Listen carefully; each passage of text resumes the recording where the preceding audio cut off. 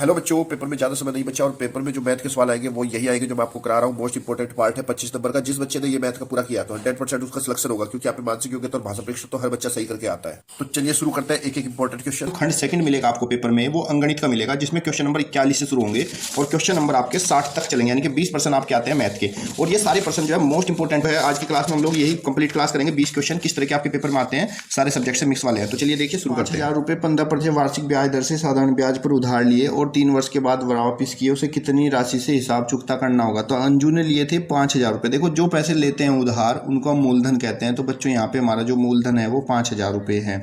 दर है उसकी वार्षिक जो है दर है वो 15% है। दर को हम मूलधन को P से दर्शाते हैं, दर को R से।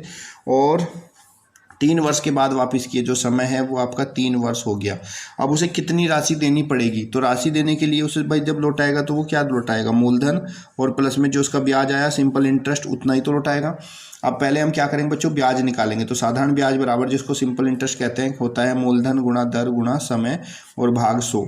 मूलधन कितना है 5000 रुपये, दर 15% और समय 3 वर्ष है, और भाग करेंगे 100 से। 100 से 2 जीरो कट गई, 15 तिया 45 और 45 पंजे, 15 तिया हो गया 45, तो 45 गुणा 50, पंजो पंजो 25, 5 चौक 20, तो 22।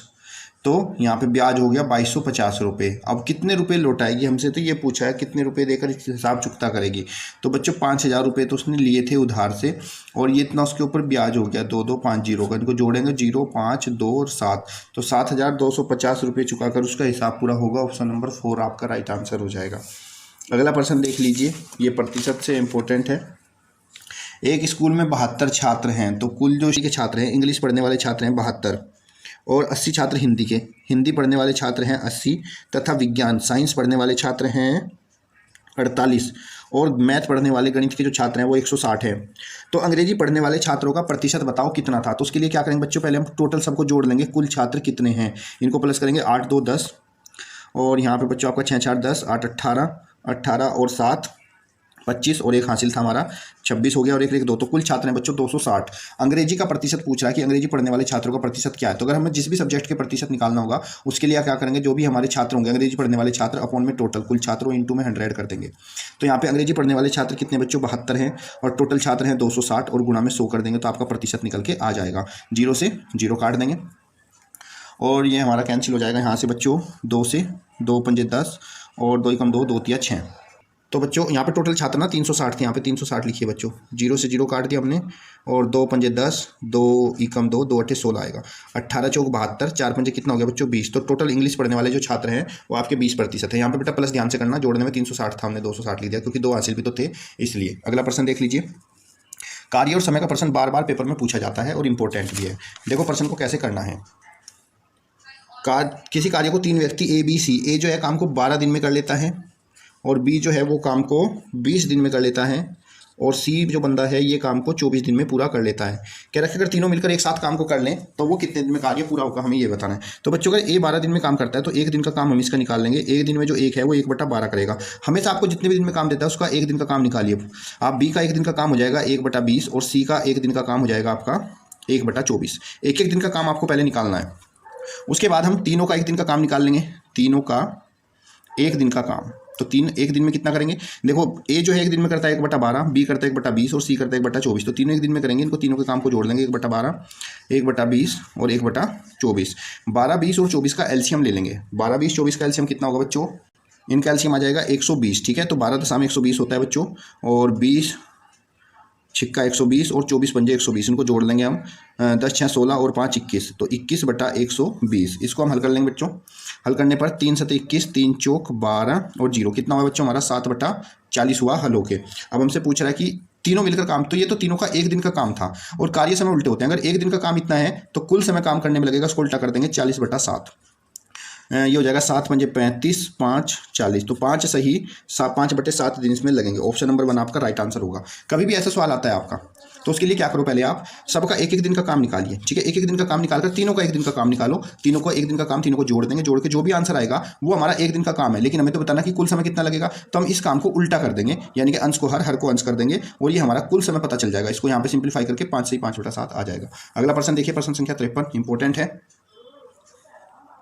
देखो बच्चों, ए ने अपने धन का 2/7 भाग बी को दिया। ए ने अपने धन का 2/7 भाग, यानी कि ए का 2/7 भाग जो है वो किसको मिला, बी को। और बी ने क्या किया, बी ने अपने धन का 4/5 भाग जो है वो किसको दिया, सी को दिया। और सी के पास जो धन है वो 1760 रुपये हुए, यानी कि बी गुना 4/5 और सी को कितना मिला बच्चों, 1760 रुपये मिला। ठीक है, तो यहाँ से हम बी को निकाल लेंगे। देखो बी के साथ में जो गुणा में होता है वो इधर जो है उल्टा हो जाता है, नीचे वाली संख्या ऊपर जाती है और ऊपर वाली नीचे। तो बी को मिलेगा 1760 गुणा 5/4। हल कर देंगे इसको, 4 चौक 16 बचा एक, 4 चौक 16 0। तो बी बराबर 440 गुणा 5, इसको हम हल करेंगे बच्चों तो ये हो जाएगा 500, 5 चौक 20, 5 चौक 20 तो 2200 रुपये। तो बी के पास थे 2200 रुपये। अब ए ने जो है उसका 2/7 भाग बी को दिया था, यानी कि ए का 2/7, ए गुणा 2/7 बराबर क्या है, बी, जो कि 2200 रुपये आया है। यहाँ से हम इसको हल कर लेंगे। ए बराबर कितना होगा बच्चों, 2200, और देखो जो इधर बटे में होता है वो इधर गुणा में जाता है, तो गुणा 7 और बटे 2 से काटेंगे तो 1100। अब ए के पास जो धन था 11/77, तो ए के धन के पास जो धन था 7700 रुपये हो जाएगा। ऑप्शन नंबर 4 आपका राइट आंसर। उम्मीद करता हूँ समझ में आ गया होगा। देखो ध्यान से देख लो, ए अपने धन का ए का जो 2/7 भाग था वो बी को दिया, और बी ने अपने धन का 4/5 भाग सी को दिया, और सी के पास था 1760 रुपये। तो इसकी मदद से हमने इसको हल करके बी का मान निकाल लिया। बी के पास 2200। अब ये जो बी के पास 2200 है वो ए का 2/7 है। अब यहाँ से हमने बच्चों 7 की दरती गुणा करी, 2 इसके बटे में इसको हल किया तो ए के पास 7700 आ गया। आइए देखते हैं अगला प्रश्न। देखो बच्चों प्रश्न, एक टंकी का 350 लीटर पानी डालकर भरा जा सकता है। एक टंकी है जिसमें 350 लीटर पानी डालकर उसको फुल कर लेंगे। यदि टंकी का 2/7 भाग भरा हुआ है तो टंकी की धारिता क्या होगी। देखो इस प्रश्न को मैं किस तरीके से आपको कराता हूँ, बढ़िया तरीके से। देखो 2/7 भाग भरा हुआ, यानी कि इस टंकी के हम पूरे 7 भाग में इसको बांट लो कि टंकी के पूरे कितने 7 भाग हैं, 1 2 3 4 5 6 और एक भाग और बना लिया हमने 7। इस टंकी का 2/7 भाग भरा हुआ है, यानी कि 7 में से जो हमारे 2 भाग हैं ना ये पूरे भरे हुए हैं। ठीक है, और इसमें 350 लीटर पानी डालकर इसको पूरा भर सकते हैं। यानी कि ये जो बचे हुए भाग हैं, यानी कि 2/7 भाग तो हमारा पूरा भरा हुआ है, तो खाली कितना भरा हुआ, खाली कितना बचा बच्चों, 5/7 भाग बचा हमारा खाली। और इस पूरे भाग में, इस यहाँ से यहाँ तक ये जो टोटल भाग है ना, इस पूरे भाग में हमारा 350 लीटर पानी आ सकता है। तो इसका मतलब एक भाग में कितना पानी आएगा, यह है 1 2 3 4 5 6। ठीक है, 2 2 4 1 5 भाग हमारे खाली हैं। तो इसका मतलब 5 भाग में कितना पानी आएगा भाई, 350 लीटर आएगा। तो इसके एक भाग में कितना पानी आएगा, इस 5 हिस्सों में तो 350 लीटर आएगा, क्योंकि इतना खाली इतना और भर सकते हैं इसको। तो एक भाग में आएगा 350 भाग 5, 5 7 35 70। तो एक भाग में कितना आएगा बच्चों, 70 लीटर पानी आएगा। तो ऐसे करके सभी भागों में भी तो 70 लीटर ही पानी आएगा बच्चों।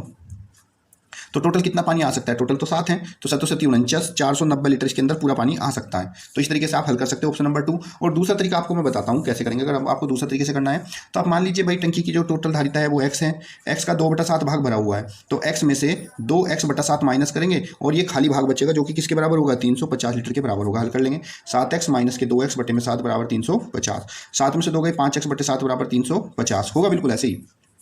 x का मान ज्ञात करेंगे, तिरछी गुणा करेंगे, 350 गुणा 7 बटे में 5, 5 7 35, 7 7 49, तब भी 490 लीटर ही आएगा। लेकिन बच्चों जो मैंने ये तरीका बताया ना आपको पहले वाला, इससे आप एमसीक्यू में आपको बहुत हेल्प मिलेगी, आसानी से आप इसको कर पाओगे।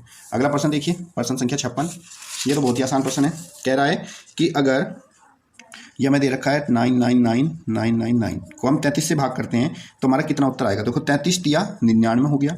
यहाँ पे 0 0 ऊपर से 9 उतारेंगे, 9 में पहाड़ा नहीं चलेगा, तो ना चलने के लिए हम क्या करेंगे, 0 लगाकर अगली संख्या उतारनी पड़ेगी। फिर 33 दिया कितना हो गया बच्चों, हमारा 99 हो गया। फिर 0 0, फिर हमने एक संख्या तो ऐसी उतार सकते हैं, लेकिन अगर दूसरी उतारनी है तो 0 लगा के उतारना पड़ेगा। 33 दिया 99। बस यही इसमें था कि अगर हम दूसरी संख्या उतारते हैं तो 0 लगाना पड़ता है, तभी दूसरी संख्या उतरेगी। इसलिए हमारा उत्तर आ जाएगा 30 30 3। ऑप्शन नंबर आपका फर्स्ट राइट आंसर। ठीक है बच्चों, अगला देख लीजिए। यदि एक घन का संपूर्ण पृष्ठ 24 वर्ग मीटर है तो भुजा क्या होगी। देखो घन का संपूर्ण पृष्ठ जो होता है बच्चों, घन का संपूर्ण पृष्ठ जो होता है वो होता है 6 गुणा भुजा का वर्ग। तो इसका मतलब 6 भुजा का वर्ग बराबर कितना है, 24 है। तो भुजा का वर्ग ए स्क्वायर बराबर कितना होगा बच्चों, 24/6 हो जाएगा, 6 चौक 24। तो ए स्क्वायर बराबर कितना हो गया बच्चों, 4 हो गया। जब इधर से हम बच्चों वर्ग घटाना होता है तो जब इधर से वर्ग घटाएंगे तो इधर लग जाएगा हमारा वर्गमूल। तो ए बराबर √4 जो है, 4 का वर्गमूल क्या होता है, 2 होता है, क्योंकि 2 का वर्ग 4 होता है। जिसको अलग करना आता है, ठीक है, नहीं करना आता तो गुणनखंड कर लीजिए, जोड़े में से एक बाहर आएगा। तो इसकी भुजा कितनी होगी बच्चों, 2 मीटर हो जाएगी। ऑप्शन नंबर 4 आपका राइट आंसर हो जाएगा। प्रश्न संख्या 58 देख लीजिए। कह रहा है कि दो संख्याओं का अनुपात है 3/4।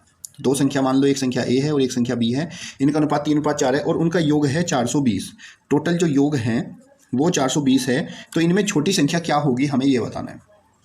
तो भाई इसके लिए हम क्या करेंगे, देखो ये योग दे रखा है, तो ये जो हमारी संख्या है ना इसका योग, इनके अनुपात का योग कर लेंगे, जिसको अनुपातिक योग बोलते हैं, जिनको अनुपातिक योग कहते हैं। तो अनुपातिक योग कितना हो गया आपका, 3 + 4 = 7। अब हमें कौन सी संख्या पूछा है? छोटी। तो बच्चों जिसका अनुपात छोटा होगा वही आपकी छोटी संख्या होगी। अब अगर हमें छोटी संख्या ज्ञात करनी है तो छोटी संख्या के लिए क्या करेंगे हम? जो टोटल योग है 420 उसको भाग करेंगे अनुपातिक योग से और गुणा करेंगे छोटी संख्या के अनुपात से। छोटी संख्या यहाँ पे ए है, जिसका अनुपात छोटा होगा वही छोटी संख्या होगी। गुणा में 3 कर लेंगे, इसको हल कर लेंगे। 7 छंग 42, 60। 60 गुणा 3 बराबर 180। तो छोटी संख्या क्या होगी बच्चों? 180 हो जाएगी। ठीक है बच्चों, उम्मीद करता हूँ समझ में आ रहा होगा। अगला प्रश्न देख लीजिए, प्रश्न संख्या 59, बहुत इंपॉर्टेंट है, चाल तथा समय से। एक रेलगाड़ी की लंबाई 250 मीटर है। रेलगाड़ी की लंबाई 250 मीटर है। तो जो रेलगाड़ी की लंबाई होती है बेटा उसको ही दूरी मानते हैं जब वो खंभे को पार करती है। तो यानी कि जो दूरी है वो 250 मीटर हो गई। जो 60 किलोमीटर प्रति घंटा की चाल से चल रही है, रेलगाड़ी की जो चाल है ना वो 60 किलोमीटर प्रति घंटा है। तो बच्चों जब हमारी दूरी मीटर में हो और चाल किलोमीटर प्रति घंटा में हो तो इस चाल को भी हमें मीटर प्रति सेकंड में बदलना पड़ेगा। और मीटर प्रति सेकंड में बदलने के लिए हम चाल को किससे गुणा करते हैं? ये आपको भूलना नहीं है, ये हमेशा ध्यान रखना है। इसको हम 5/18 से गुणा करते हैं मीटर प्रति सेकंड में बदलने के लिए। काट देते हैं, 6 कम 6, 6 18, कितना हो गया बच्चों? 50/3 मीटर प्रति सेकंड, ये इसकी चाल हो गई। ठीक है, अब पूछा है खंभे को पार करने में कितना समय लगाएगी। तो बच्चों समय बराबर होता है आपका दूरी बटा चाल। तो दूरी कितनी है बच्चों? 250 मीटर। चाल कितनी है? 50/3। जो नीचे वाली संख्या वो ऊपर चली जाती है बच्चों। 250 गुणा 3 बटे में 50। 50 से 250 5 बार कटेगा, 5 या 15। तो उस ट्रेन को 15 सेकंड लगेगी पूरे खंभे को पार करने में। ठीक है, तो ऑप्शन नंबर 4 आपका राइट आंसर है। जब भी कोई रेल किसी खंभे को पार करती है या किसी व्यक्ति को पार करती है तो जो रेलगाड़ी की लंबाई होती है वही आपकी दूरी मानी जाती है। चाल अगर हमारी मीटर प्रति सेकंड में है तो कोई बात नहीं, अगर किलोमीटर प्रति घंटा में और दूरी मीटर में है तो उसको मीटर प्रति सेकंड में बदलेंगे। और चाल को मीटर प्रति सेकंड में बदलने के लिए बच्चों 5/18 से गुणा करनी होती है। और अगर मुझे किलोमीटर प्रति घंटे बदलना है तो उसको उल्टा कर देते हैं, 18/5 से गुणा करनी होती है। बस ये ध्यान रखना आपको। अगला प्रश्न देख लीजिए, लास्ट प्रश्न है और बढ़िया प्रश्न दे रखा है। कह रहा है कि इसमें हमें ये गुणा ओ माइनस ट्रायंगल बराबर स्टार, और स्टार का मान ज्ञात करना है। यहाँ पे हमें दे रखा है इनने वर्ग का मान 5 दे रखा है, तो 5 गुणा ओ का मान है 8 और माइनस ट्रायंगल का मान है 6। हल कर लेंगे, 8 पंजे 40, पहले ब्रैकेट हल करेंगे, माइनस के 6 बराबर में क्या है? स्टार। 40 में से 6 गया कितना हुआ? 36। तो स्टार की वैल्यू कितनी हो गई बच्चों आपकी? 36 हो गई। नहीं, 40 में से 6 गया कितना बचेगा? 34। तो स्टार का मान कितना हो गया बच्चों आपका? 34 हो गया। तो क्वेश्चन नंबर 41 देखिए, दिया है 10/13 plus 5/13 minus 12/13 plus 6/13 plus 6/13 minus 13/13 है। हमें इसको हल करके बताना है कि इसका आंसर क्या आएगा। तो चलिए देखिए, सबसे पहले हम क्या करेंगे बच्चों, जितने हमारे प्लस के हैं उनको हम प्लस कर लेते हैं। ये 10 प्लस का है 5, 10 5 15 और 15 और 6 21, 21 और 6 27। तो आपका 27/10 और माइनस, अब जो हमारे माइनस की संख्या है देखो, माइनस 12/13 माइनस का है और 3/13, तो 12 और 3 को हम जोड़ लेंगे, 12 3 15, तो ये आपका 15/13 हो जाएगा। 27 में से 15 को माइनस कर देंगे, 7 में से 5 गया 2 और 2 में से गया 12/13, ये आपको बच्चों 13 है। तो 12/13 आपका ऑप्शन नंबर 3 राइट आंसर आएगा, क्योंकि यहाँ पे सबका एलसीएम तो समान ही है। अगला प्रश्न देख लीजिए, दूसरा प्रश्न क्या कह रहा है कि 7 सही 3/8 के समतुल्य क्या है। इसको हम दशमलव में बदलेंगे। तो बच्चों ये प्रश्न है हमारा 7 सही 3/8। जब आपका ऐसे 7 से 3/8 मिक्स में होता है और आपको उसको दशमलव बदलना है तो आप क्या करोगे, ये जो आपकी संख्या है इधर से बटे वाली, इस संख्या को हम दशमलव में बदलेंगे। कैसे? यहाँ पे हमारा अंश है 3 और हर है 8, तो अंश को हर से भाग करेंगे। ध्यान रखना, बहुत से बच्चे क्या करते हैं ना, बड़ी संख्या छोटी से वो नहीं करना, आपको ऊपर वाला जो आपका अंश है अंश को ही हर से भाग करना है। दशमलव लगाएंगे, 0 आ जाएगा यहाँ पे। 8 या 24, 30 माइनस 24 आपका 6 बचेगा, फिर 0 लगा लेंगे। 8 7 56 और फिर 10 में 6 गए 4, 0 8 पंजे 40। तो कितना आ गया? 0.375। और ये जो देखो 3/8 को हमने बदला, ये जो सही वाली संख्या होती है जस्ट दशमलव की बगल में आ जाती है। तो इसका आंसर होगा 7.235। ऑप्शन नंबर 3 आपका राइट आंसर हो जाएगा। अगला प्रश्न देखते हैं, प्रश्न संख्या 43 क्या कह रहा है।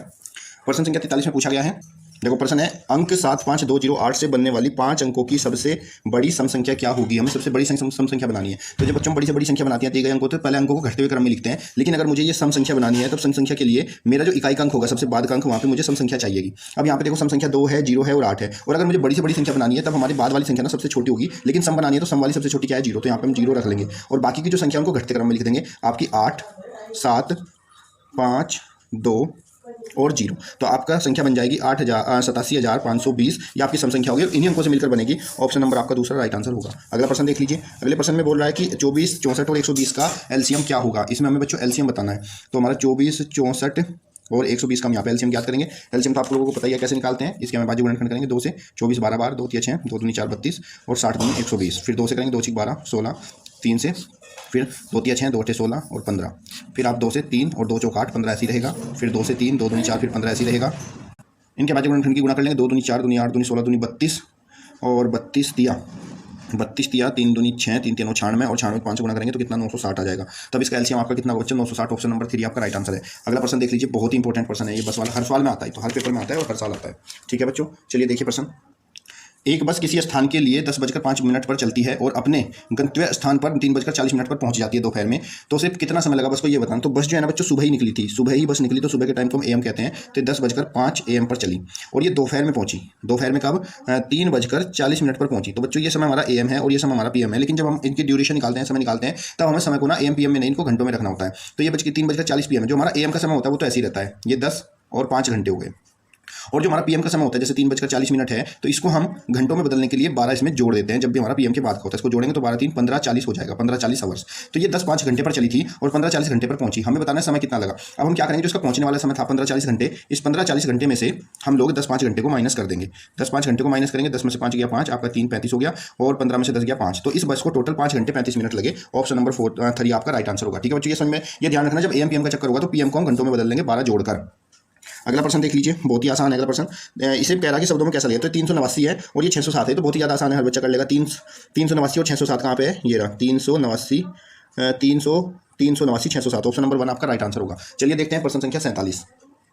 प्रश्न संख्या 47 है 30.33, 3.003 और 3.33.03 और 0.33 का योगफल क्या होगा। तो बच्चों जब हम संख्याओं का योगफल निकालते हैं तो योगफल के लिए बस एक बात ध्यान रखनी है कि दशमलव के नीचे दशमलव रखना। जैसे 30.33, उसके बाद फिर दशमलव के नीचे दशमलव रखेंगे और ये 3.003 आएगा। फिर दशमलव के नीचे दशमलव रखना है 3 3 और 3 आएगा, और इधर 0 3, और फिर दशमलव के नीचे दशमलव रखना, इधर 3 3 3 है। तो जब भी हम दशमलव को जोड़ते घटाते हैं तो बस ध्यान रखना दशमलव के नीचे दशमलव होना चाहिए, जो बाकी खाली जगह है वहाँ पे आप 0 0 से उसको फिल कर सकते हो। ना भी करो तो भी कोई बात नहीं। अब इनको जोड़ लेंगे। 3 3 कितना होगा बच्चों, 6, 3 3 6 3 9, 3 3 6 दशमलव 3 3 6 3 3 6 और 3, तो 366.696। ऑप्शन नंबर आपका दूसरा राइट आंसर होगा। बस बच्चों जब आपको प्लस माइनस करना होता है दशमलव को, तो दशमलव के नीचे दशमलव होना चाहिए। अगला प्रश्न देख लीजिए, कह रहा है कि इन निम्नलिखित संख्याओं को बढ़ते हुए क्रम में लिखिए। इनका हमें बढ़ता हुआ क्रम लिखना है बच्चों। अब संख्याओं को अगर हमें बढ़ते हुए क्रम में लिखना है तो उसके लिए इन तीनों को पहले एक जैसा बनाना पड़ेगा। 3/8 है, ये 38% है, और ये दशमलव में 0.038 है। तो ऐसा करते हैं, इन सबको हम ना दशमलव में ही बदल लेते हैं। पहले 3/8 को बदलेंगे दशमलव में, तो उसके लिए क्या करेंगे, 3 को 8 से हमें भाग करना पड़ेगा। यहाँ पे भाग कर लेते हैं, दशमलव लगाया, 0 आ गया, 8 तिया 24, 10 में 4 गया 6 हो गया आपका 0, 8 7 56, और 10 में 6 गया 4, 8 5 40। तो कितना हो गया, ये हो गया 0.375। और भाई प्रतिशत को दशमलव बदलते हैं तो क्या करते हैं, प्रतिशत का निशान हटाते हैं और इसको 100 से भाग कर देते हैं। 100 से भाग करेंगे तो 2 के बाद दशमलव, ये हो जाएगा 0.38, और ये तो पहले ही दशमलव में है 0.038, और हम इसको बढ़ते हुए क्रम में लिखना था बच्चों। तो बढ़ते हुए क्रम में हम इसकी तुलना करेंगे तो देख लो, ये 0.38 है। सबको हम क्या करेंगे, लाइक बना लेंगे, यानी कि दशमलव के बाद 4 अक्षर हैं तो यहाँ भी 4 अक्षर लगा देंगे। अब देखो ये 0.38 है, 38 है, ये 37 है, और ये 0.0038 है। तो इसका मतलब सबसे बड़ी संख्या कौन सी हो गई हमारी, सबसे बड़ी संख्या हमारी ये हो गई 38%। सबसे बड़ी संख्या हो गई 38%। किस में लिखना था, बढ़ते हुए क्रम में। तो बढ़ते हुए क्रम में लिखने के लिए पहले हम सबसे छोटी संख्या हमारी कितनी हो गई, यही वाली है सबसे छोटी संख्या 0.0038। उससे बड़ी संख्या हमारी कौन सी हो जाएगी बच्चों, ये 3/8 हो जाएगी, और सबसे बड़ी जो हमारी है 38%। तो ऑप्शन नंबर देख लो इसमें कौन सा है, 3/8 बीच में, 38 बाद में, और 0.338। ऑप्शन नंबर आपका तीसरा राइट आंसर होगा। ये बढ़ते हुए क्रम में है। ठीक है बच्चों, कभी हम संख्या को बढ़ते घटते क्रम में लिखें तो पहले उनको एक जैसा बना लेंगे, या तो सबको बटे में रखेंगे, या दशमलव, या सबको दशमलव में, या फिर प्रतिशत में, ये ध्यान रखना है। अगला प्रश्न देख लीजिए, बहुत बढ़िया है, आपका लाभ हानि से प्रश्न है। कह रहा कि अंकित ने एक पुरानी घड़ी 65 रुपये में खरीदी और उसकी मरम्मत के लिए 15 रुपये लगाकर उसे 100 रुपये में बेच दिया। उसका लाभ प्रतिशत क्या है, हमें ये बताना है। तो घड़ी खरीदी, ये आपका क्रय मूल्य हो गया। घड़ी खरीदी कितने में, 65 रुपये में, और उसके ऊपर ऊपरी खर्च भी हुआ। ऊपरी खर्च कितना हुआ, 15 रुपये उसको ठीक करने में। तो वो घड़ी कुल कितने की मिली, तो कुल क्रय मूल्य जो आपका हुआ 65 रुपये की घड़ी खरीदी, 15 रुपये उस पर खर्च करें तो ये आपकी हो गई 80 रुपये की। ठीक है, और उसको 100 रुपये में बेच दिया, यानी कि विक्रय मूल्य है। विक्रय मूल्य कितना है उसका, 100 रुपये में, कोस्ट सेलिंग प्राइस उसका 100 रुपये है। उसका लाभ प्रतिशत क्या है, तो पहले बच्चों देख लो लाभ कितना हुआ। प्रॉफिट बराबर क्या होता है, विक्रय मूल्य 100 रुपये में बेचा और माइनस क्रय मूल्य 80 में तो खरीदा था उसको, यानी कि टोटल 80 में तो पड़ी थी वो, तो उस पर 20 रुपये का लाभ हो गया। हमसे पूछा है कि लाभ प्रतिशत क्या होगा, तो प्रॉफिट परसेंटेज बराबर क्या होता है, लाभ जो भी हमारा लाभ आया वो, और बटे में जो भी हमने खर्च किया था, जो हमारा क्रय मूल्य था 80, तो 20 भाग 80 गुणा 100, 20 चौक 80, 4 से 100 कटेगा 25%। तो इस पर जो लाभ है वो 25% होगा। ऑप्शन नंबर 1 राइट आंसर हो जाएगा। अगला प्रश्न देखिए, प्रश्न संख्या 50। अंजू ने